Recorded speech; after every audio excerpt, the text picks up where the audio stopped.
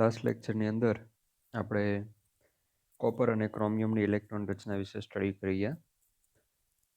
પૂર્ણ અને અર્ધપૂર્ણ ઇલેક્ટ્રોન રચનાની સ્થિરતા વિશે પણ આપણે જોયું.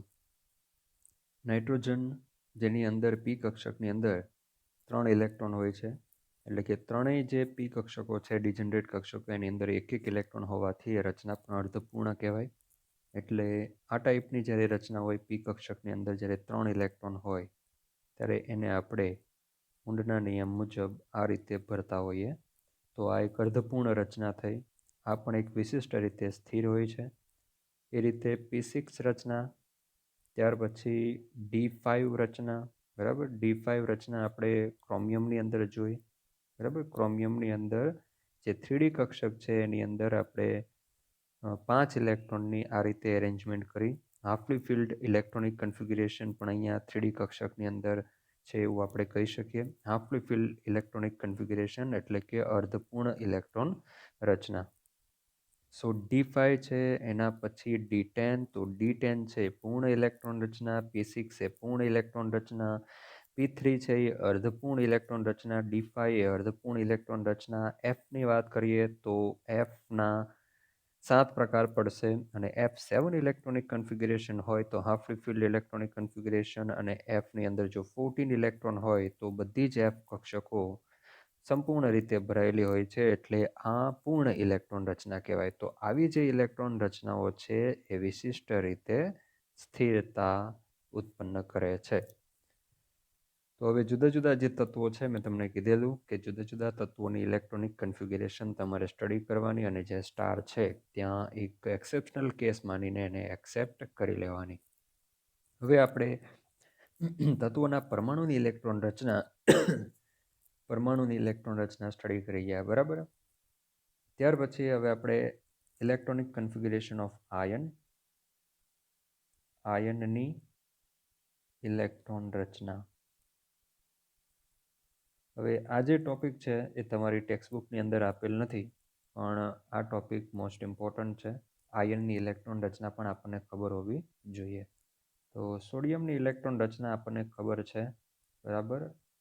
1s2, 2s2, 2p6 and 3s1. Atomic number છે 11. હવે જ્યારે આપણે આયનની ઇલેક્ટ્રોન રચના કરીએ, હા, આયન નેગેટિવ આયન પણ બની શકે, પોઝિટિવ આયન પણ બની શકે, પણ આપણે જાણીએ છીએ કે સોડિયમ એ ધાતુ તત્વ છે અને એની વૃત્તિ ઇલેક્ટ્રોન ગુમાવવાની છે. શું કામ ઇલેક્ટ્રોન ગુમાવવાની વૃત્તિ ધરાવે, તો એ આપણે ઇલેક્ટ્રોન રચના પરથી પણ સ્ટડી કરી શકીએ.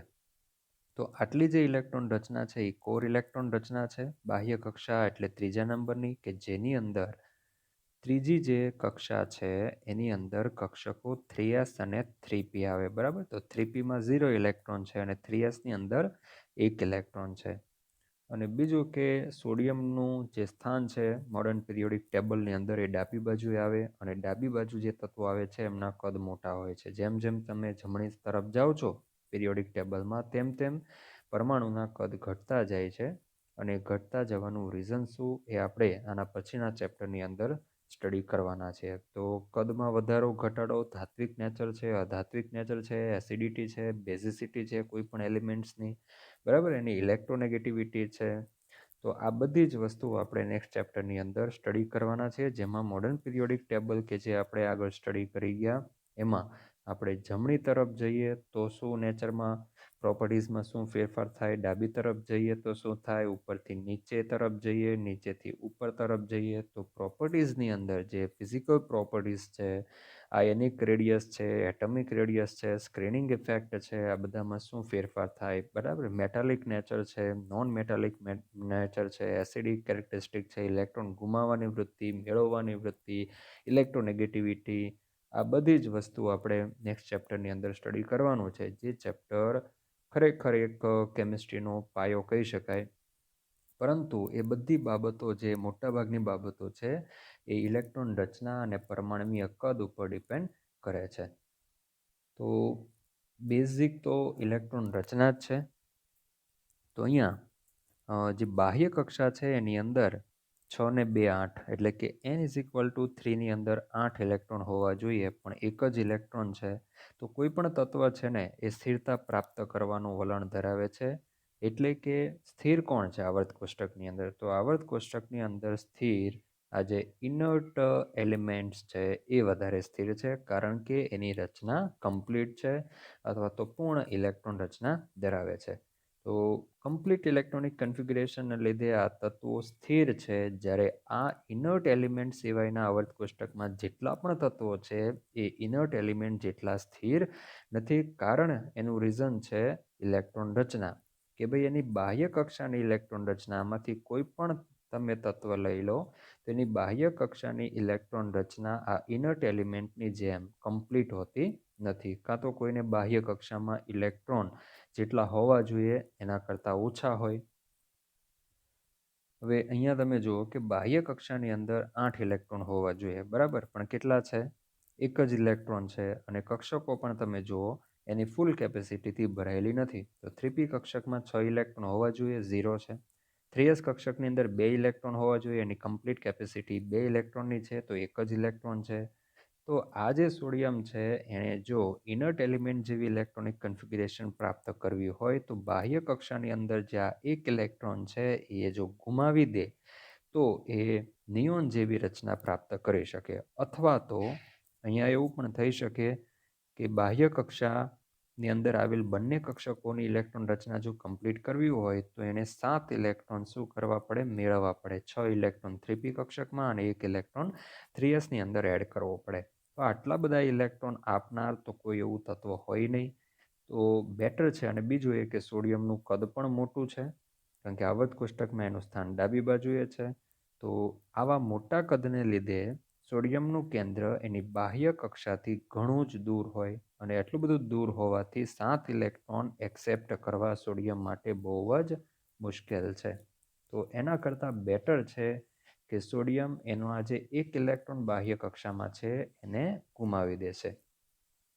તો ગુમાવી દે ને ત્યારે સોડિયમ આયન બને, બરાબર. એક ઇલેક્ટ્રોન ગુમાવે છે સો Na+ અને 11 પ્રોટોન તો કેન્દ્રમાં એઝ ઇટ ઇઝ રહેશે. તો હવે ઇલેક્ટ્રોનિક કન્ફિગ્યુરેશન થાય 1s2 2s2 અને 2p6, બરાબર. This electronic configuration is equivalent to the electronic configuration of neon inert element. તો નિયોનની ઇલેક્ટ્રોન રચના કોના જેવી થઈ ગઈ? Na+ જેવી. આપણે જાણીએ છીએ કે નિયોન એ કેવું છે? સ્થિર છે. એનો મતલબ કે Na+ આયન પણ કેવું થઈ જવું જોઈએ? સ્થિર થઈ જવું જોઈએ, કારણ કે એની રચના હવે કેવી રચના થઈ ગઈ છે? પૂર્ણ ઇલેક્ટ્રોનિક કન્ફિગ્યુરેશન થઈ ગઈ છે. સો આવર્ત કોષ્ટકમાં આવા જે કંઈ તત્વો ઇનર્ટ ગેસ સિવાયના જે કંઈ તત્વો છે એ કાં તો ઇલેક્ટ્રોન ગુમાવીને એક કમ્પ્લીટ ઇલેક્ટ્રોન રચના પ્રાપ્ત કરી શકે, કાં તો ઇલેક્ટ્રોન મેળવીને કમ્પ્લીટ ઇલેક્ટ્રોન રચના પ્રાપ્ત કરી શકે, અથવા તો ઘણા એલિમેન્ટ્સ એવા પણ છે કે જે ઇલેક્ટ્રોનની પાર્ટનરશિપ કરીને પણ એની બાહ્ય કક્ષામાં ઇલેક્ટ્રોન રચના પ્રાપ્ત કરી શકે. હા, પણ ઇલેક્ટ્રોનની પાર્ટનરશિપ કરશે તો એક બોન્ડની રચના થશે. એ બોન્ડ કોવેલેન્ટ બોન્ડ પણ હોઈ શકે, કોઓર્ડિનેટ કોવેલેન્ટ બોન્ડ પણ હોઈ શકે. તો આ ટાઈપના જુદા જુદા જે બોન્ડની ફોર્મેશન છે એ આપણે ચોથા ચેપ્ટરની અંદર સ્ટડી કરવાના છીએ. અત્યારે આપણે એમાં ડિટેલમાં જતા નથી. અત્યારે ફક્ત આપણે ઇલેક્ટ્રોન મેળવી કે ગુમાવીને ધન આયન અથવા તો ઋણ આયન બને એ પૂરતા જ લિમિટેડ રહેશું. ઇલેક્ટ્રોનની પાર્ટનરશિપ કરીને બોન્ડ રચના થાય એનું આપણે અહીંયા ડિસ્કશન કરતા નથી. તો તમને ખ્યાલ આવી ગયો કે ભાઈ ઇલેક્ટ્રોન રચના જે છે એનો શું ઉપયોગ છે. તો ઇલેક્ટ્રોન રચના જો તમે જાણતા હોવ ને તો કોઈ તત્વની વર્તણૂક, એની કેમિકલ કેરેક્ટરિસ્ટિક છે, એની ફિઝિકલ પ્રોપર્ટીઝ છે, એ બધું આપણે જાણી શકીએ. કોઈ તત્વ એકબીજા કોઈ તત્વ સાથે જોડાશે કે નહીં, અને જોડાશે તો કયા પ્રકારનો બોન્ડ બનશે, કયા ટાઈપનો મોલેક્યુલ બનશે, શા માટે અમુક તત્વો એ ધાતુ કેરેક્ટરિસ્ટિક એટલે કે મેટલ પ્રોપર્ટીઝ ધરાવે. આ સોડિયમ છે એ મેટલ પ્રોપર્ટીઝ ધરાવે. તો ક્લોરિન છે એ શું કામ અધાત્વીય નેચર ધરાવે? કારણ કે જનરલી ધાતુ છે એ ઇલેક્ટ્રોન ગુમાવવાની વૃત્તિ ધરાવતો હોય. તો સોડિયમ ઇલેક્ટ્રોન ગુમાવવાની વૃત્તિ શું કામ ધરાવે? તો એ આપણને ખ્યાલ આવ્યો એની ઇલેક્ટ્રોન રચના પરથી, બરાબર. કારણ કે એની બાહ્ય કક્ષામાં એક જ ઇલેક્ટ્રોન છે, કદ મોટું છે, તો એ ગુમાવવું એના માટે એકદમ ઇઝી છે, જ્યારે મેળવવા 7 ઇલેક્ટ્રોન મેળવવા એના માટે મુશ્કેલ છે. એટલા માટે સોડિયમ ઇલેક્ટ્રોન મેળવતો નથી, અને નથી મેળવતો એ જ ઇન્ડિકેટ કરે છે કે એ મેટાલિક કેરેક્ટરિસ્ટિક ધરાવે છે. ચાલો હું ક્લોરિનની વાત કરું. Atomic number 17. ઓકે, તો તમને આ ઇલેક્ટ્રોન રચના જ બધું કહી દેશે કે એના પરથી આપણને શું ઇન્ફોર્મેશન એલિમેન્ટ વિશે મળે છે, એના નેચર વિશે આપણને ખ્યાલ આવે છે. એટલે જ ઇલેક્ટ્રોન રચના ખૂબ જ ઇમ્પોર્ટન્ટ છે. Chlorine 1s2, 2s2, 2p6, 3s2 and 3p5. Number of electron calculate કરશો. 6 ને 4 10 ને 5 15 16 અને 17. ઓકે, સો વેલેન્સ ઓર્બિટ જે છે એ, કારણ કે અંદરની જે ઓર્બિટો છે ને n = 1, n = 2, એ તો એની ફૂલ કેપેસિટીથી ભરાયેલી જ હોય છે. એની અંદર આવેલ કક્ષક પણ એની ફૂલ કેપેસિટીથી ભરાયેલી છે. જે કંઈ અધૂરાપણું છે એ તમને બાહ્ય કક્ષાની અંદર જોવા મળશે. સો અહીંયા બાહ્ય કક્ષા અથવા તો વેલેન્સ ઓર્બિટ છે એ 3જા નંબરની છે. હવે બાહ્ય કક્ષા, વેલેન્સ ઇલેક્ટ્રોન, બરાબર, વેલેન્સ ઓર્બિટ, એ બધું જ આપણે લાસ્ટ લેક્ચરની અંદર સ્ટડી કરી ગયા છીએ. એટલે વારંવાર હું એવા શબ્દનો યુઝ કરીશ. તો ફરી પાછું હું તમને કહું છું કે આગળનો લેક્ચર છે એ ફરી પાછો તમારે 1-2 વાર સ્ટડી કરી જુઓ. તો આ જે ટોપિક છે ને, આજનો ટોપિક, તો આયનની ઇલેક્ટ્રોન રચના પણ તમારી ટેક્સ્ટબુકમાં નથી આપ્યું, પણ મેં તમને કીધું એ મુજબ આ મોસ્ટ ઇમ્પોર્ટન્ટ ટોપિક છે.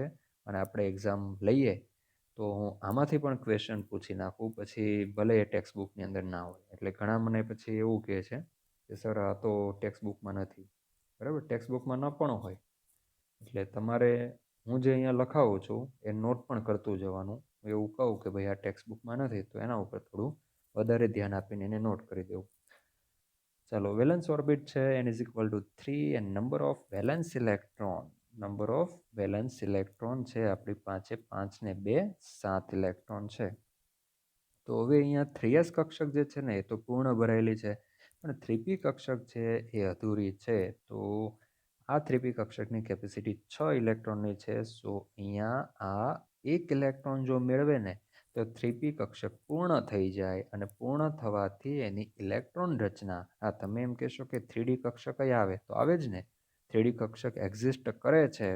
તો એમ કહેશો કે ડીમાં 10 ઇલેક્ટ્રોન, તો 10 ને 1 11, તો આને તો 11 ઇલેક્ટ્રોન મેળવવાની જરૂર છે. ના, હું અહીંયા એવું કહું છું કે આ જે, એટલા માટે જ મેં ઇનર્ટ એલિમેન્ટની વાત કરી કે આવર્ત કોષ્ટકની અંદર ઇનર્ટ એલિમેન્ટ છે ને એ જ સ્થિર છે, કારણ કે એની રચના કમ્પ્લીટ છે. પણ એ સિવાયના બાકીના બધા તત્વો અનસ્ટેબલ છે, અને અનસ્ટેબલ, કુદરતમાં કોઈ અસ્થિરતા હોય ને એ હંમેશા સ્થિરતા તરફ જવાનો પ્રયત્ન કરતું હોય. જ્યારે આપણે શું કરતા હોઈએ, આપણે સ્થિરતામાંથી અસ્થિરતા તરફ જવાનો પ્રયત્ન કરતા હોઈએ. ક્લાસમાં બેઠા હોઈએ ત્યારે આપણાથી સ્થિર બેસી શકાતું નથી. આપણે હલનચલન કરીએ, બાજુવાળાને કોણી મારતા હોઈએ, બરાબર, વાતો કરતા હોઈએ, ઊંઘી જતા હોઈએ. તો આ બધી અસ્થિરતા, એક સ્થિર દ્રષ્ટિથી આપણે ભણવું જોઈએ, બોર્ડ ઉપર ધ્યાન હોવું જોઈએ. અહીંયા લેક્ચર જોતા, ઘણા લેક્ચર જોતા હોય તો એ બહાર ફાંફા મારતા હોય છે રૂમમાં, કોણ આવ્યું કોણ ગયું. તો એમાં આ તો ચાલો, અહીંયા તો લેક્ચર આપણી પાસે રેકોર્ડ કરેલા છે, એટલે આપણે અહીંયા ફરીવાર પણ જોઈ શકીએ. પણ જ્યારે ક્લાસની અંદર ભણાવવામાં આવે ત્યારે ત્યાં તો રેકોર્ડિંગ થતું નથી.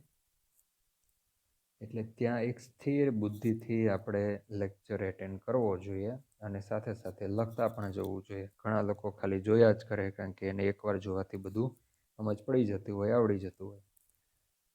તો આપણે સ્થિરતાથી અસ્થિરતા તરફ જતા હોઈએ. પણ મોડર્ન પિરિયોડિક ટેબલની અંદર જેટલા એલિમેન્ટ છે ઇનર્ટ ગેસ સિવાયના, એ બધા અનસ્ટેબલ છે, કારણ કે એની બાહ્ય કક્ષાની ઇલેક્ટ્રોન રચના પૂર્ણ નથી. એટલે એ લોકો પૂર્ણતા પ્રાપ્ત કરવા માટે થોડું એડજસ્ટમેન્ટ કરશે, કાં તો ઇલેક્ટ્રોન મેળવશે, ગુમાવશે, કાં તો ઇલેક્ટ્રોનનું શેરિંગ કરશે, અથવા તો પાર્ટનરશિપ કરશે.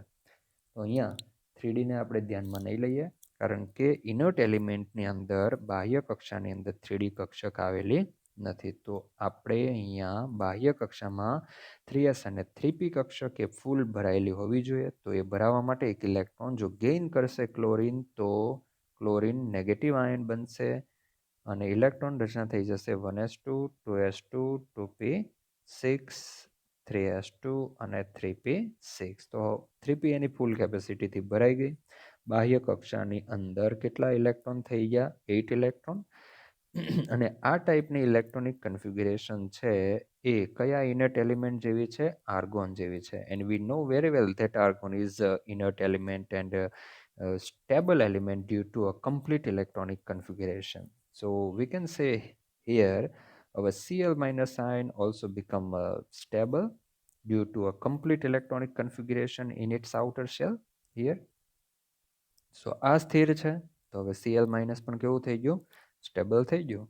તો એવી જ રીતે આપણે આ કન્સેપ્ટનો ઉપયોગ ચોથા ચેપ્ટરની અંદર આયોનિક બોન્ડ, બરાબર, કયો બોન્ડ, આયોનિક બોન્ડ કે જે Na+ અને Cl- વચ્ચે બનશે, એ જ્યારે આપણે સ્ટડી કરીશું ત્યારે આપણે ફર્ધર આ એક્ઝામ્પલ સ્ટડી કરીશું ત્યારે ફરીથી પાછું આપણે એટમ અને આયનની ઇલેક્ટ્રોનિક કન્ફિગ્યુરેશનનો સ્ટડી કરવો પડશે. તો ત્યાં હું ફટાફટ પછી આ કરી જઈશ. તમને ખબર હોવી જોઈએ આ લેક્ચરની આ ચેપ્ટરમાં કે આપણે આયનની ઇલેક્ટ્રોન રચના સ્ટડી કરી ગયા છે, બરાબર.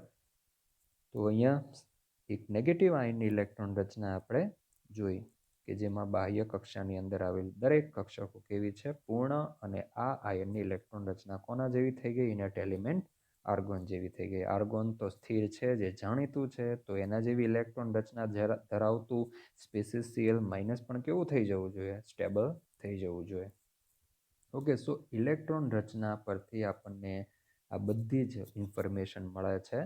અને ડાલ્ટનનો જે પરમાણુનો નમૂનો આપણે સ્ટડી કરી ગયા હતા કે એને એવું કીધું કે પરમાણુ એ અવિભાજ્ય છે, ફલાણું ઢીકડું એટસેટ્રા. ઓકે, તો એની અંદર ઇલેક્ટ્રોન રચના વિશે કશું જ આવતું નથી. એટલે ડાલ્ટનના પરમાણુ નમૂના પરથી કોઈ સંયોજન બને, સંયોજનમાં પરમાણુઓ વચ્ચે બોન્ડ બને, આ બધી જ આપણને સમજૂતી મળતી નથી. પણ આપણે સ્ટેપ બાય સ્ટેપ જે માઇકલ ફેરાડે, જે થોમ્સન, રુથરફોર્ડ, નિલ્સ બોર, બરાબર, ઓર્લનબેક, ગોલ્ડસ્ટાઇન, આ બધા સાયન્ટિસ્ટોને જેમ જેમ આપણે સ્ટડી કરતા ગયા તેમ પરમાણુને એક વ્યવસ્થિત આપણને નમૂનો મળ્યો. ત્યાર પછી આપણે જે 3 આઉફબાઉ, પૌલી અને હુન્ડનો પ્રિન્સિપલ સ્ટડી કર્યા, એટલે પરમાણુમાં કક્ષકોની અંદર ઇલેક્ટ્રોનની ગોઠવણીનો પણ આપણને ખ્યાલ આવી ગયો.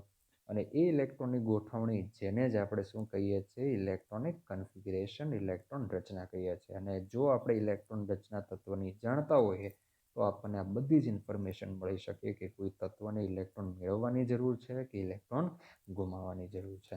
એના પરથી આપણે બોન્ડ વિશે સ્ટડી કરી શકીએ, સમજી શકીએ. અને બોન્ડ વિશે જો ખ્યાલ આવે તો આપણે મોલેક્યુલ વિશે, એટલે કે પરમાણુઓ ભેગા થઈને જે અણુની રચના કરે, સંયોજનની રચના કરે, એના વિશે પણ આપણે સમજી શકીએ છીએ. અને અણુ બની જાય ને પછી તો એના આકાર વિશે પણ જુદા જુદા સાયન્ટિસ્ટોનું આખું લિસ્ટ ચાલુ થઈ જશે. સાયન્ટિસ્ટો કહેશે કે ભાઈ હા, આ રીતે આકાર મોલેક્યુલનો હોઈ શકે. જુદા જુદા VSEPR સિદ્ધાંત, valence bond theory, molecular orbital theory, આવી બધી થિયરીઓ આપણે બોન્ડ વિશે અને અણુના આકાર વિશે સ્ટડી કરીશું કે જેનાથી જે તે પદાર્થ બને છે ને એ પદાર્થની ધ્રુવીયતા, અધ્રુવીયતા, એ શેમાં દ્રાવ્ય થશે, કોની સાથે રિએક્શન કરશે, એના વિશે વધારે ડિટેલમાં આપણે ઇન્ફોર્મેશન મેળવી શકીશું. એ સિવાય હવે તમારી ટેક્સ્ટબુકમાં અહીંયા નથી, પણ હું તમને ઇલેક્ટ્રોન રચનાનો ટોપિક ચાલે છે એટલે હું તમને કહી દઉં કે ઇલેક્ટ્રોન રચના પરથી જે તે તત્વ આવર્ત કોષ્ટકના કયા બ્લોકનું તત્વ છે એના વિશે પણ આપણે ઇન્ફોર્મેશન મેળવી શકીએ. તો we can classify elements using electronic configuration into SPDF block of modern periodic table. So here we take one example, hydrogen. Okay, આમ જુઓ તો હાઇડ્રોજન એક એક્સેપ્શનલ કેસ છે. વી નો ઇલેક્ટ્રોનિક કન્ફિગ્યુરેશન 1s1, પણ આ આપણે સ્ટડી કરીએ ને એ પહેલાં હજુ હું તમને એક ચાર્ટના ફોર્મમાં જે કક્ષકીય જે ચિતાર છે એના ફોર્મમાં હું તમને કહી દઉં કે ઇલેક્ટ્રોન ક્યાં આવે છે.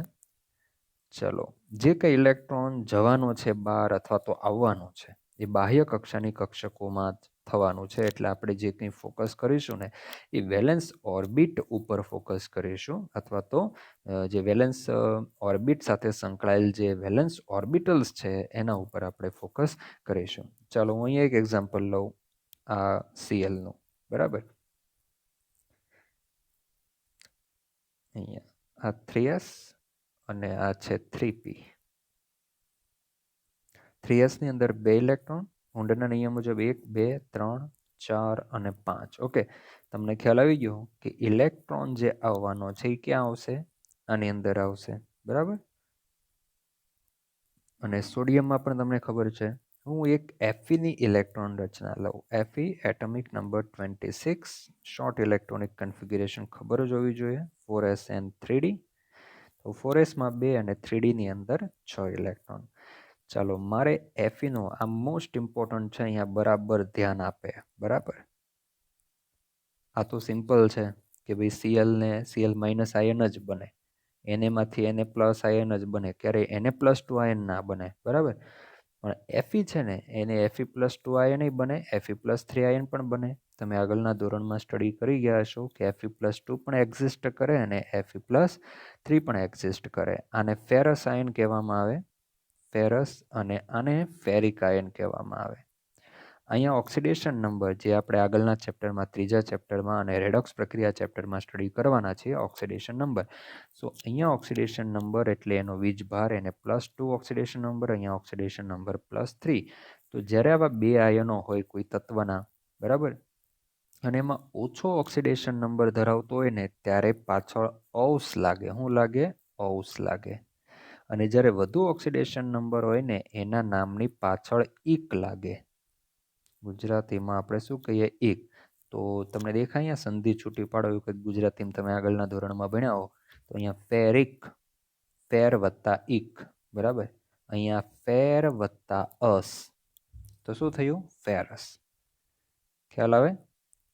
તમને ખબર હોય Sn+2 અને Sn+4, આને સ્ટેનસ આયન કહેવામાં આવે, જ્યારે આને સ્ટેનિક આયન કહેવામાં આવે.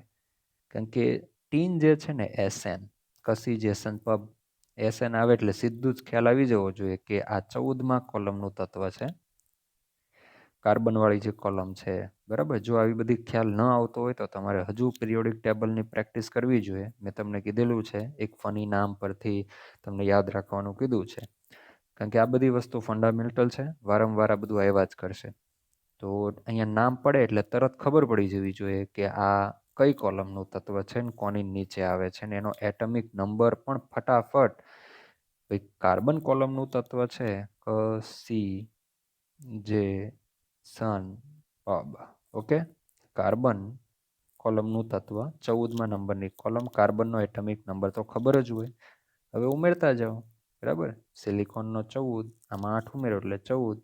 બરાબર, તો કઈ રીતે કેટલા ઉમેરવાના મેં તમને આગળના લેક્ચરમાં કહી દીધું છે. એ મુજબ તરત જ Sn અને એનો એટમિક નંબર પણ આપણને ખબર પડી જવી જોઈએ.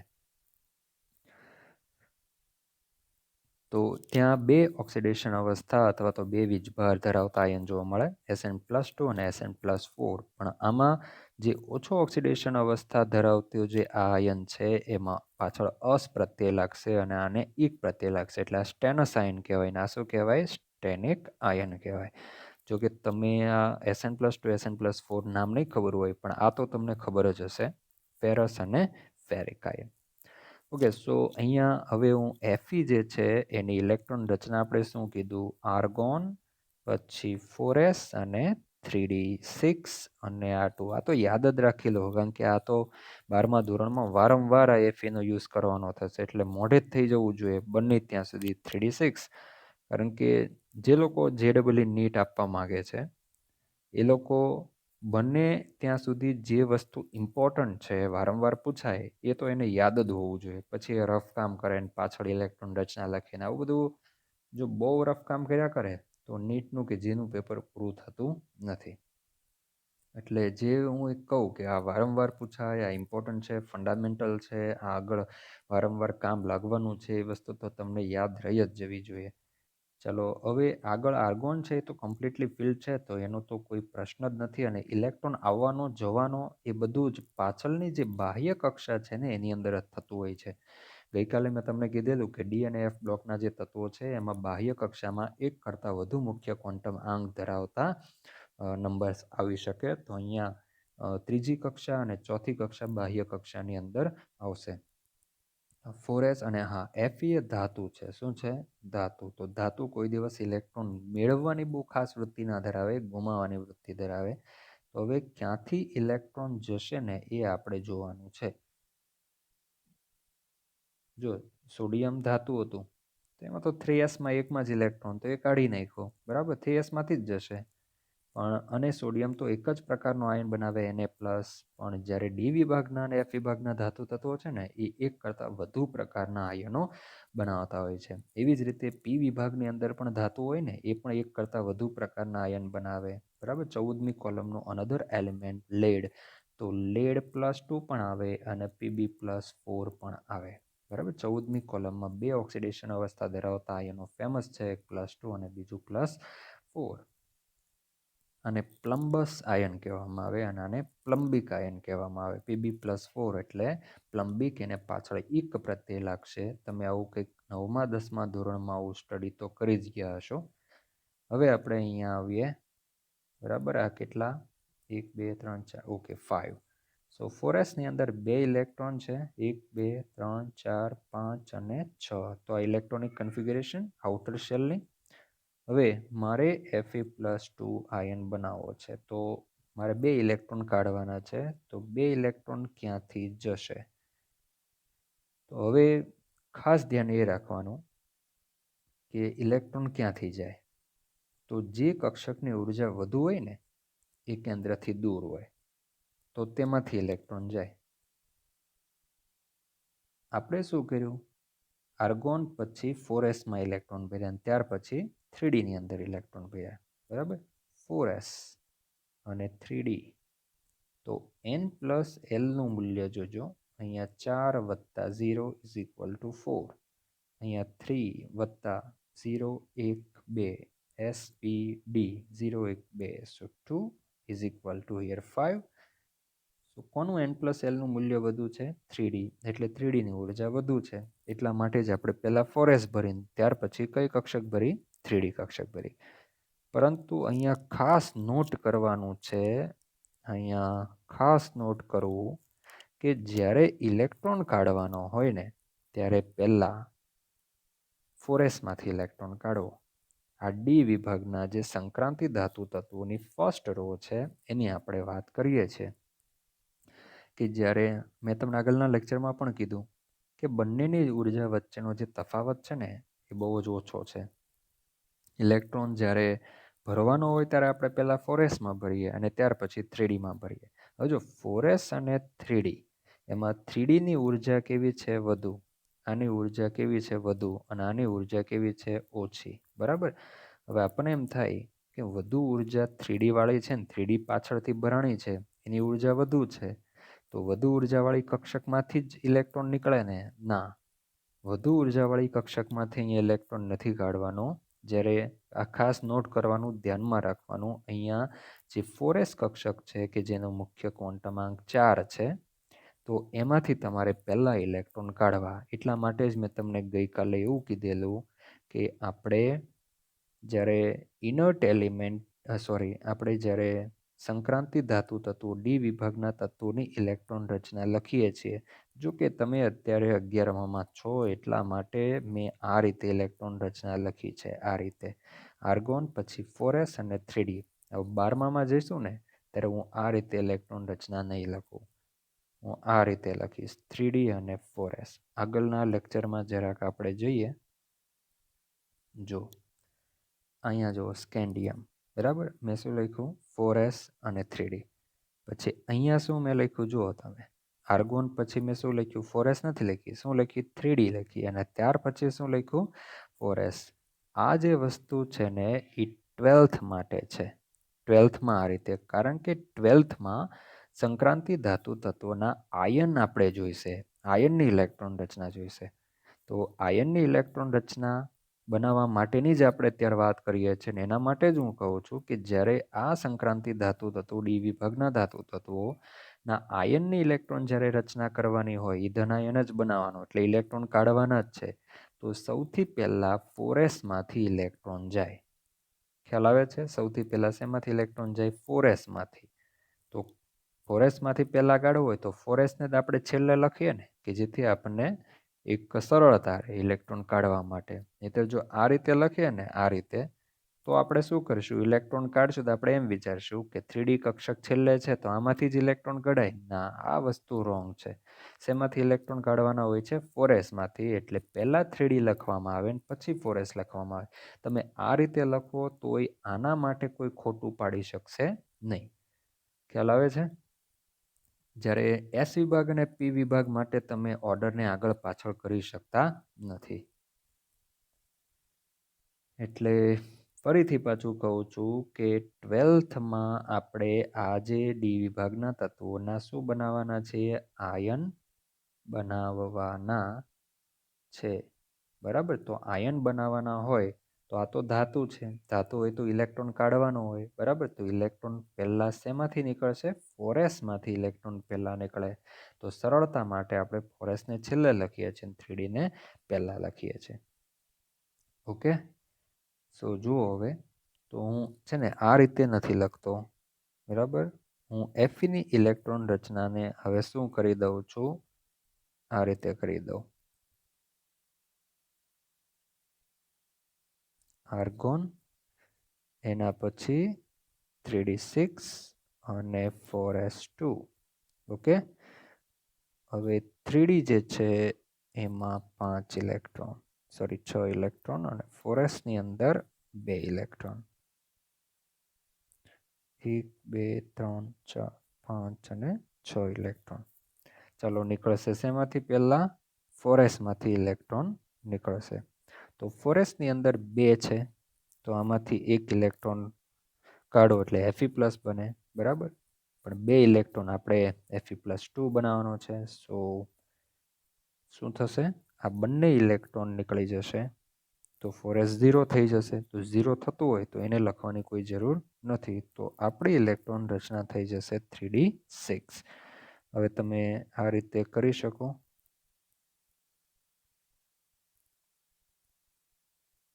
ઓકે? ત્યાર પછી હવે મારે Fe+3ની ઇલેક્ટ્રોન રચના કરવી છે. તમે કદાચ આગળના ધોરણમાં ભણ્યા હો, આઈ ડોન્ટ નો. બરાબર? કંઈક જો તમારા ટીચર, ફેકલ્ટી કંઈક જનરલ એક્સ્ટ્રા ઓર્ડિનરી કંઈક જાણતા હોય ને તમને કીધું હોય કે લોખંડ હોય ને Fe, એનું હવામાંનું oxygen half mole of O2 plus H2O. બરાબર? H2O liquid and O2 gas and this is Fe solid. તો અહીંયા હવામાંનો આ ભેજ કહી શકાય. ભેજની હાજરીમાં ઓક્સિજન વડે Feનું ઓક્સિડેશન થાય અને FeOH બને. શું બને?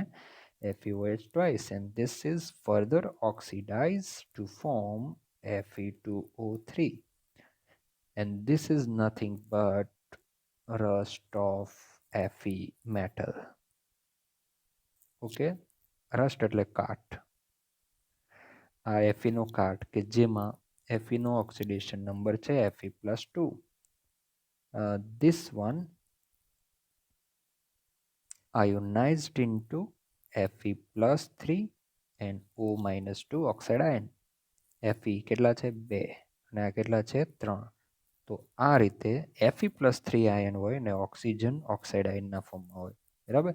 જ્યારે આને તમે આ રીતે છૂટું પાડો ને તો તમને Fe+2 આયન મળશે પ્લસ 2OH-. આ ફેરસ હાઇડ્રોક્સાઇડ છે ને આ ferric oxide. Ferrous hydroxide and this is ferric oxide. Ferrous તો આ 2 છે એ અહીંયા ઉપર આવશે તો આમાં કયો આયન થયો? Ferrous ion Fe+2 OH-1. અને જ્યારે એનું હવામાંના ઓક્સિજન વડે ફર્ધર ઓક્સિડેશન થાય એટલે હાઇડ્રોજન રિમૂવ થાય. બરાબર? તમે ઓક્સિડેશન રિડક્શન સ્ટડી કરી ગયા છો કે કોઈ પદાર્થમાંથી હાઇડ્રોજન રિમૂવ થાય ને એને પણ શું કહેવામાં આવે? ઓક્સિડેશન પ્રક્રિયા. તો આ Fe+3 બન્યું અને આની અંદર શું છે? Fe+2. આ પણ લોખંડનો કાટ જ છે. બરાબર? Ferric hydroxide, sorry ferrous hydroxide એ પણ લોખંડનો કાટ છે. ફેરિક ઓક્સાઇડ એ પણ લોખંડનો શું છે? કાટ જ છે. પણ આ જે કાટ છે ને એ વધુ સ્થિર છે. Fe2O3 છે એ કેવું છે? વધારે સ્થિર છે. કારણ કે એમાં કયો આયન છે? Fe+3 ને Fe+3 આયન, આ જે આયન છે Fe+3 વધુ સ્થિર છે. કોના કરતા? Fe+2 કરતા. તો આ કાટ કયો વધુ સ્થિર એ પણ આપણે ખ્યાલ આવી જાય. કોના પરથી ખ્યાલ છે? એની અંદર આવેલા આયનની ઇલેક્ટ્રોનિક કન્ફિગ્યુરેશન પરથી. તો અહીંયા આપણી પાસે Fe+2ની રચના તો ખ્યાલ આવી ગયો. શું આ Fe+2ની રચના અર્ધપૂર્ણ છે? તો ના, આ અર્ધપૂર્ણ રચના નથી. Fe+3ની વાત કરીએ. ચાલો, આર્ગોન. હવે મારે એક ઇલેક્ટ્રોન કાઢવો છે તો શું થશે? 3d5. ઓકે, હવે 3dની અંદર કેટલા ઇલેક્ટ્રોન થઈ ગયા? 5 ઇલેક્ટ્રોન. તો જો જ્યારે આ Fe+2માંથી ઇલેક્ટ્રોન કાઢવાનો છે, 3d6માંથી એક ઇલેક્ટ્રોન કાઢવાનો છે, તો આપણે આ કોઈ અયુગ્મિત ઇલેક્ટ્રોન નહીં કાઢીએ, પણ જે જોડકામાં છે ને, જો આ કક્ષકની અંદર ઇલેક્ટ્રોન જોડકામાં છે તો જોડકામાંથી ઇલેક્ટ્રોન જશે એટલે એક અર્ધપૂર્ણ રચના પ્રાપ્ત થશે. આ રીતે થઈ ગયું. બરાબર. આ જે રચના છે ને એ હાફ રિફિલ ઇલેક્ટ્રોનિક કન્ફિગ્યુરેશન, કે જેને ગુજરાતીમાં અર્ધપૂર્ણ રચના કહેવાય. અને અર્ધપૂર્ણ રચના કેવી હોય છે? વધુ સ્થિર હોય છે. બરાબર. એટલા માટે Fe+3 આયન છે ને એ વધુ સ્થિર છે. કોના કરતા? Fe+2. and this is less stable. Okay, Fe+2 is less stable, Fe+3 is more stable, and therefore the rust of Fe+2, rust of metal Fe2O3 is more stable rust. હવે આનું further oxidation નથી થતું, પણ જો આવો કાટ બન્યો, શરૂઆતમાં આવો કાટ બને કે આ છે ને લેસ સ્ટેબલ છે due to presence of Fe+2 ion, and Fe+2 ion is less stable due to this electronic configuration, but Fe+2 is more stable due to half refill electronic configuration. બરાબર. તો તમને અહીંયા કાટની પણ ખબર પડી ગઈ. તો આ બધી વસ્તુ તમારી બુકમાં નથી હો. એ તમને અહીંયા ઇલેક્ટ્રોન રચનાનું મહત્વ અને આ જે ડી વિભાગના ધાતુ તત્વો હોય તો એમાં કઈ રીતે તમે ધાતુ આયનની ઇલેક્ટ્રોન રચના બનાવી શકો. ધાતુની ઇલેક્ટ્રોન રચના તો સિમ્પલ છે. ચાલો ભાઈ, આ આપણે ખબર પડી ગઈ. બહુ પ્રિન્સિપલનો આપણે ઉપયોગ કર્યો એટલે પહેલાં 4s ભરીને પછી 3d ભરી ગઈ. પણ જ્યારે ઇલેક્ટ્રોન કાઢવાની વાત થાય ત્યારે હંમેશા ઇલેક્ટ્રોન પહેલાં 4sમાંથી પ્રથમ 4sમાંથી દૂર કરવા અને ત્યાર પછી શેમાંથી? 3d કક્ષકમાંથી ઇલેક્ટ્રોન દૂર કરવા. હવે હું અહીંયા આવું છું. ચાલો, મારે કોપર આયનની ઇલેક્ટ્રોન રચના લખવી છે. સો here copper, this is argon. ચલો, હવે હું 4s, મને તો ટેવ છે પહેલાં 3d ને 4s આમ જ લખવાની. બરાબર. પણ તમને હમણાં ટેવ કઈ રહેશે? 4s ને 3d. પણ જ્યારે આયનની ઇલેક્ટ્રોન રચના કરવાની આવશે ને ત્યારે અહીંયા લોચો મારશો એટલે ટેવ આવી જ પાડવાની 3d પછી 4s. હા, ભરવાનું ક્યાં? 4sમાં પહેલાં. બરાબર. કેટલા ઇલેક્ટ્રોન નાખું? 2 ઇલેક્ટ્રોન? ના, 1 ઇલેક્ટ્રોન. ને આમાં કેટલા? 10 electron. And atomic number of argon is 18. થઈ ગયું. 18 ને 10 28 ને 1 29. આ એક્સેપ્શનલ કેસ છે, એક અપવાદ છે. એ આપણે લાસ્ટ લેક્ચરની અંદર સ્ટડી કરી ગયા છે. ચાલો, હવે મારે Cu+2 ઇલેક્ટ્રોન રચના કરવી છે તો આર્ગોન. ચાલો, શેમાંથી ઇલેક્ટ્રોન કાઢું હું? તો પહેલાં 4sમાંથી ઇલેક્ટ્રોન જાય. બરાબર. તો 4s થઈ ગઈ 0 અને ત્યાર પછી ઇલેક્ટ્રોન જશે ડીમાંથી. તો અહીંયા થઈ ગયા 9 ઇલેક્ટ્રોન. એવી જ રીતે ક્રોમિયમ, એની ઇલેક્ટ્રોનિક કન્ફિગ્યુરેશન છે આર્ગોન 3d5 અને 4s1. સો ક્રોમિયમ +2. જો કોપર છે ને એ આ એક જ આયન બનાવે. બરાબર. હા, કોપર +1 પણ થાય, જેને ક્યુપ્રસ આયન કહેવામાં આવે. પણ વધુ સ્ટેબલ કયો છે? Cu+2.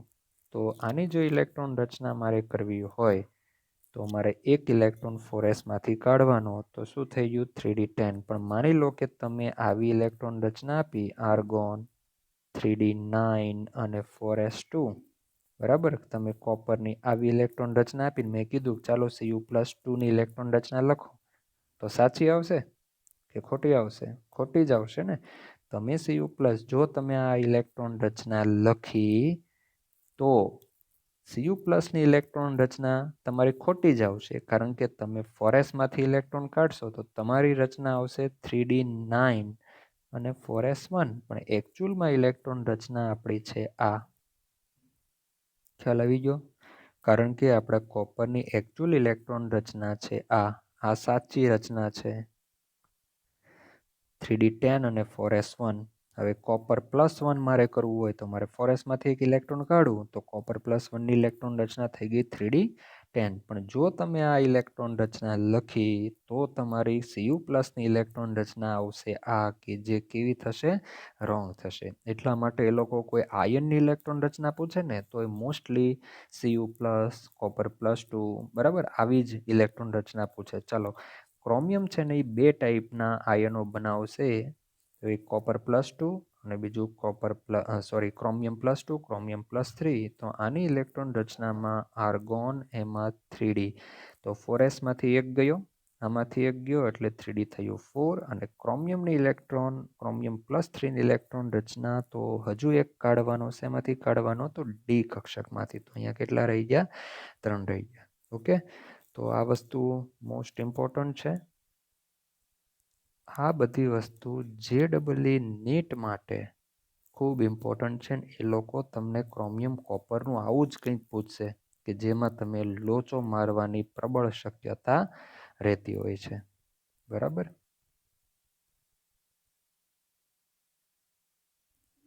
તો અહીંયા આપણે આ લેક્ચર પૂરો કરીએ.